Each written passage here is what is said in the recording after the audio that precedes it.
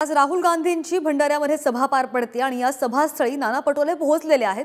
त्यांच्याशी बातचीत केली आमचे प्रतिनिधी जितेंद्र शिंगाडे यांनी। पाहूया। सोबत आहेत काँग्रेसचे प्रदेशाध्यक्ष नाना पटोले। नाना, काय सांगाल, आज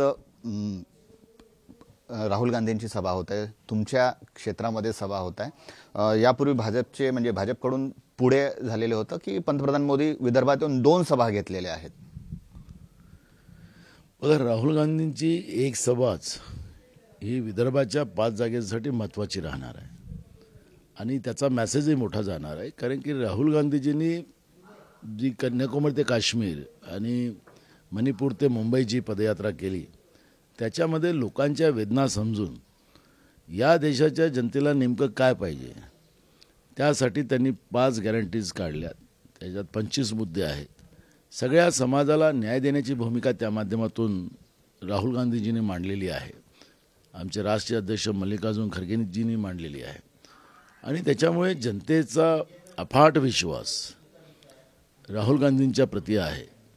आणि ही जी आज विदर्भातली पहिली एक सभा आणि महाराष्ट्रातली पहिली सभा आज भंडारा गोंदिया लोकसभेतून सुरू होत आहे, त्याचा मेसेज पूर्ण महाराष्ट्रामध्ये जाणार आहे, देशात जाणार आहे आणि हे विजयाचंच आज हा मेळावा राहणार आहे, अशा पद्धतीचं चित्र आपल्याला पाहायला मिळेल। आज जिथे सभा होत आहे तिथेच म्हणजे साकोलीमध्येच तुमच्याच गृहक्षेत्रामध्ये गृहनगरमध्ये केंद्रीय मंत्री गृहमंत्री अमित शहा यांची उद्या सभा होत आहे। स्वागत आहे त्या लोकांचं। मागच्या काळातही मोदीजी येऊन गेलेत, हारून गेलेत, आता अमित शहा येतात तर ते हारून जातील, त्यामुळे त्यांनी वेळ गमवावा नको, पण आता ते येतच आहेत तर त्याचं स्वागतच आहे। केंद्रीय राज्यमंत्री आहेत अनुराग ठाकूर, त्यांनी असं म्हटलेलं आहे की बाबासाहेबांचा खरा जो सन्मान आहे तो भाजपनेच केलेला आहे। काँग्रेसने अनेक वेळा संविधान बदलवले आहे, आता ते काही नाही आहे मुद्दा म्हणून संविधान बदलवण्याची भाषा काँग्रेस करत आहे। 62 पेक्षा म्हणजे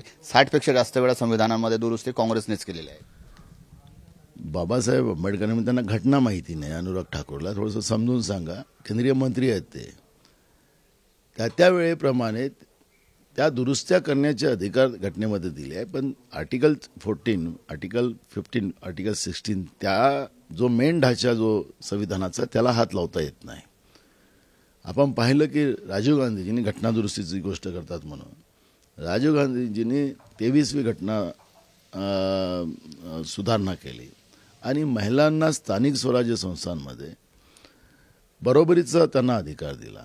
तर या पद्धतीने वेळेवेळेप्रमाणे ज्या घटना दुरुस्त्या झालेल्या आहेत त्या लोकहितासाठी झालेल्या आहेत, पण यांचं जे आहे घटना संपवण्याचं, आज न्यायव्यवस्थेची काय हालत आहे, 4थ्या स्तंभाची मीडियाची काय हालत आहे, कसा दबावामध्ये आहे, प्रशासकीय व्यवस्थेमध्ये UPSCमध्ये डायरेक्ट संघाचे 19 लोक घेऊन त्यांनी जॉईंट सेक्रेटरी केले।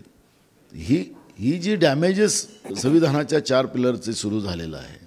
लोकशाहीमध्ये देशाचा प्रधानमंत्री जाहीरपणे खोटं बोलतो, प्रधानमंत्रीसारखा व्यक्ती अगर जाहीरपणे खोटा बोलत असेल आणि नंतर सांगत असेल की मी तो जुमला होता, ही थट्टा जी लावलेली आहे ही त्यांना सांगा।